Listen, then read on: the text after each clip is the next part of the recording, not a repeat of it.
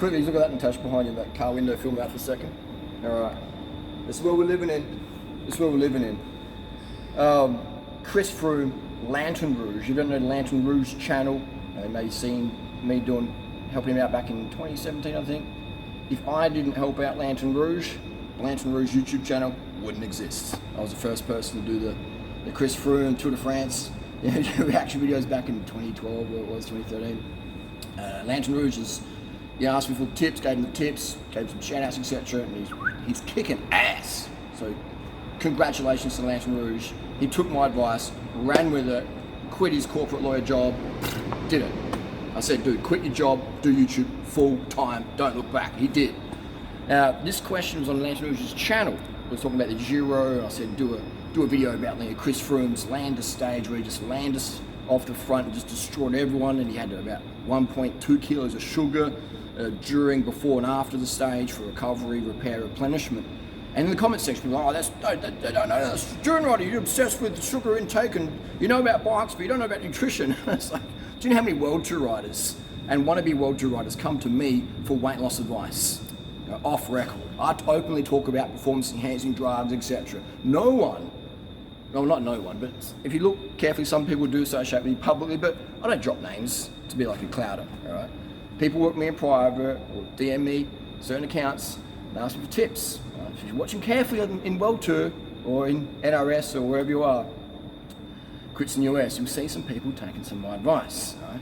Sugar's number one, but you'll see people in the comment section of Lantern Rouge's Giro posts, this is the community post, where people are scared of sugar. They're like, oh, Drew Rider, you know, dude, like, you don't have to agree with me, but you're still wrong. If you don't have enough sugar, you can't do shit. How do you think I have the energy every single day to answer people's questions? I mean, I don't answer everyone's questions because there's literally over hundreds and hundreds, right?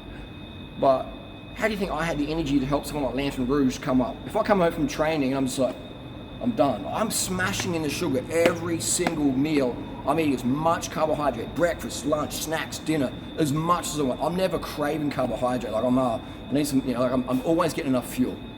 And those rare times I don't, I'm like, damn, I'm losing productivity right now. Right? I like to be able to give. Right? So a lot of people out there do the calories in, calories out model. That's why they don't have the lifestyle they want.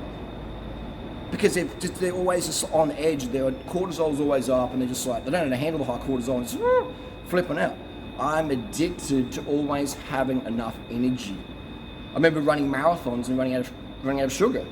And this is embarrassing. I'm running a marathon and I can't run the time I want to run because my legs are going blah blah. Same on the bike. I'm getting dropped by people who shouldn't drop me because I'm running out of sugar. All right? It's embarrassing. I hate that feeling. Same with me. Like if someone wants my help with and I can't help them because I'm running out of sugar, and I'm like, oh, I don't want to talk to anyone. I need some fuel. I'm losing productivity. People lose because I wasn't organized to have enough sugar and water at all times, and sleep as well. All right, so sugar is our social life jacket. Sugar is the fuel we run on. Sleep, water, sugar. You need all those things, those three things daily. Get your naps, get your sleep, get your sugar, get your water. Pee and clear. Have enough sugar that you don't even crave it because you're done. It's like sleep.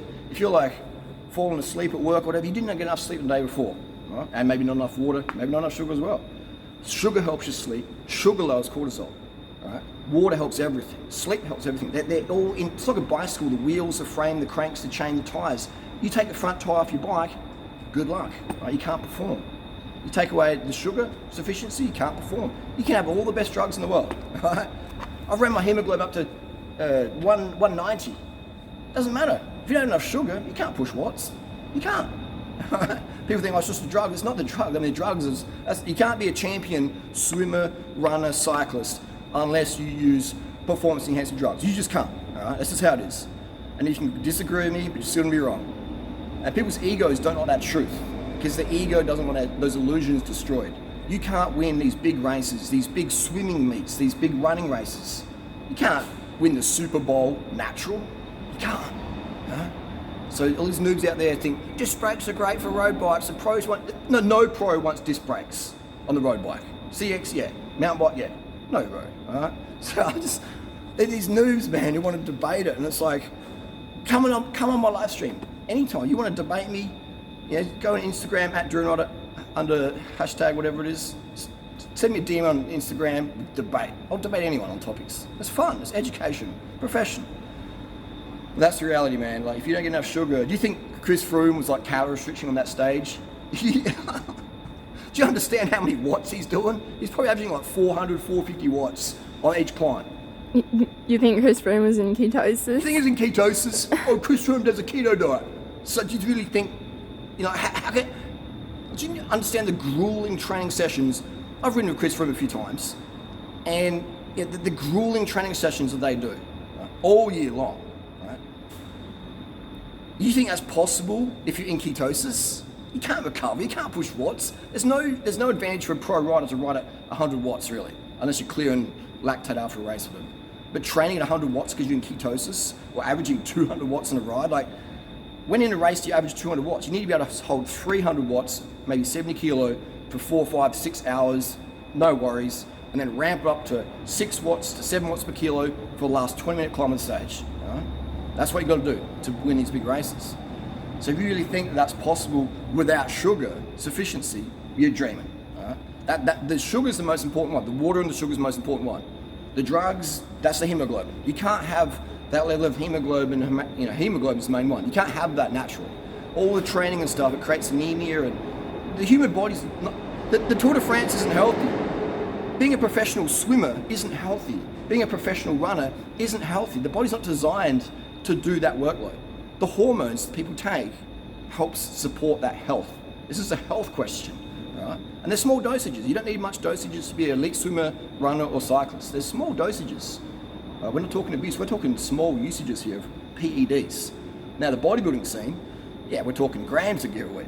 But no cyclists or runner out there is abusing grams of PEDs. Now the stimulant abuse, the painkiller abuse, then yeah, that's an issue. Just look at Cookie Man for results of that. But it's just, if anyone's pushing the same times up a climb as Lance has done, then they've got some Mexican hot sauce, right? The Cookie Man heading south in his little van, loading up the van and coming. This is how it is, all right? I make jokes about it and it's a bit of banter, but that's how it is. You can't perform at Lance Armstrong's level or beyond for 30 minutes or a 20-minute power. Natty, it's just not possible. Lance Armstrong, freak of an athlete, all right? Passed more tests than anyone in the world and didn't test positive once for EPO, testosterone, etc. Okay? Stims or whatever. That's what it takes, man. If you want to be a champion, you got to do it, or you just won't cope. This is what we're living in, all right? We live in a cutthroat world. Here in South Australia, an incredible high-quality life. We don't have enough ambulance drivers. Right? They've got ramping. The ambos are sitting there on the ramp waiting to go to hospitals. People, so it's just not enough ambulances. The government doesn't care about you. It's a cutthroat world, all right?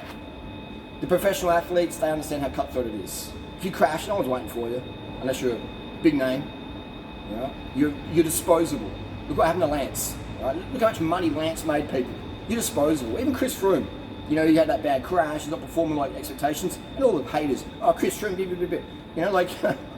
these people are entertainers for us, man. Don't be harsh on them. They're entertaining us. Okay? I want them to do whatever it takes to stay healthy. If they got to take some nandrolone, decanoate, or whatever to recover from a bone injury, go for it. If they need growth hormone, if they need whatever they need, give it to them. Make it legal so people don't have to use underground shit and dodgy stuff. They can be all transparent. This is how it is.